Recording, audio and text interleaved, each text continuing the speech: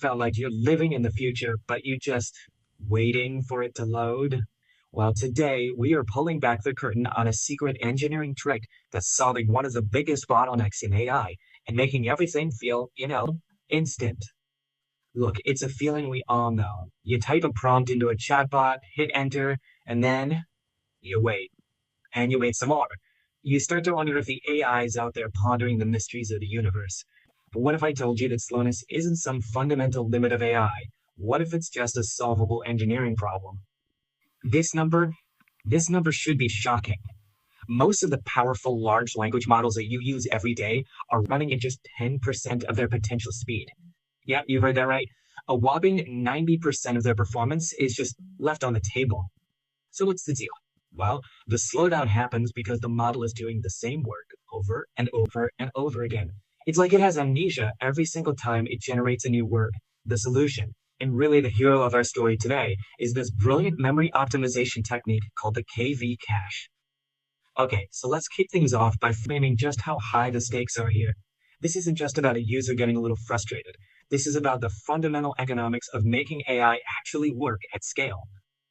So here's the difference in plain English. Without this optimization, you're looking at sky-high server costs and painfully slow responses for just a handful of users.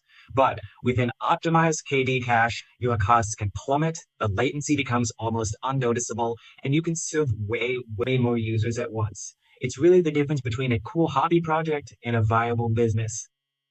All right, so we've seen the problem. It's a big one. Now let's pop the hood and take a look at the solution that unlocks all of that missing performance. At its heart, the KV cache is an incredibly simple idea. Just think of it like a smart notebook for the AI.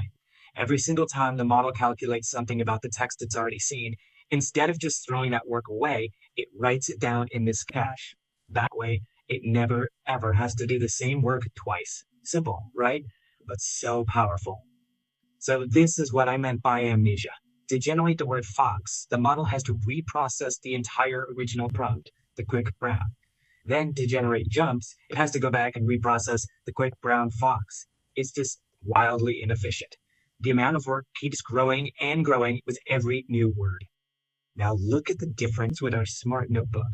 The model processes the prompt once, stores its understanding of it, the keys and the values, in the cache, and it's done. To generate the next word, it only needs to process that one new word and then consult its notes. The result is incredible. Generating the 100th word is just as fast as generating the second. So you might be wondering, okay, but why only cache the K and V, the keys and values? Well, the Q, the query, is what the new token is asking about. It's always going to be unique.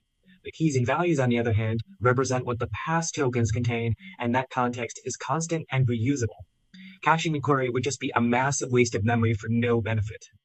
But you know there's always a but. Like any great hero, our KV cache has a weakness, a sort of Achilles heel. By remembering everything, it creates a brand new challenge. It needs a ton of memory. And how much are we talking about? Well, for a popular model like Llama 2 7B, serving just 32 requests at the same time can demand a staggering 64 gigabytes of that super expensive GPU memory. And get this, that's not for the model itself. That's just for its notebook, the KV cache. To put that in perspective, that's enough memory to store like 8 full-length HD movies. This huge memory footprint is the next dragon we've got to slay. So how do we solve this memory crisis? This is where things get really genius. Let's dive into the next level of innovations that were designed to make our hero, the KV cache, even stronger. This table shows a really cool evolution. The original method, multi-head attention, or MHA, gave you high quality, but it was an absolute memory hog. So then you had an alternative, MQA, which saved memory, but you had to sacrifice quality. And then you get to the modern sweet spot, grouped query attention, GQA. As you can see, it gives you the best of both worlds, a huge reduction in memory with almost zero drop in quality. It's a game changer. Now, to understand the next big innovation, we have to take a quick detour into classic computer science, virtual memory. It's this clever trick that operating systems have used for decades to make messy, fragmented physical memory look like one big, clean, continuous block to an application. So, a team of brilliant researchers took that exact idea and applied it to the KV cache. They came up with something called PagedAttention, which is, you guessed it, basically virtual memory, but built specifically for large language models. And the benefits are just enormous. Paged attention practically eliminates memory waste. We're talking going from over 40% waste down to less than 5%.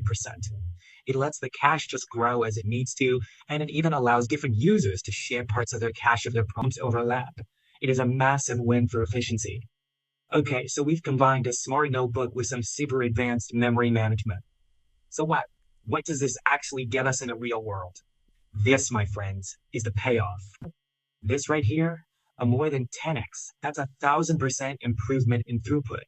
We go from generating maybe a couple of sentences per second to generating entire paragraphs. This is the leap that makes real-time conversational AI not just possible, but actually delightful. And it really all comes down to this. You can have the most powerful AI model in the world, but if the user experience is terrible, it's all for nothing.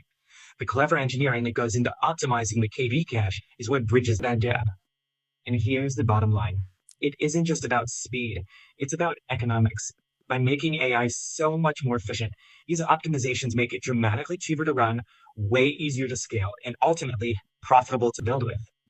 So the next time you use an AI and it responds in a flash, just remember the unsung hero working behind the scenes. It's not just a faster chip, it's the hidden, elegant genius of the KV cache that makes all that magic feel instant. And that leaves us with one final, pretty exciting thought. When our tools get 10 times faster, we don't just do the old things quicker. We start to do entirely new things we never thought were possible. So what amazing applications, what new forms of creativity, what new kinds of productivity become possible when the speed of AI is no longer holding us back?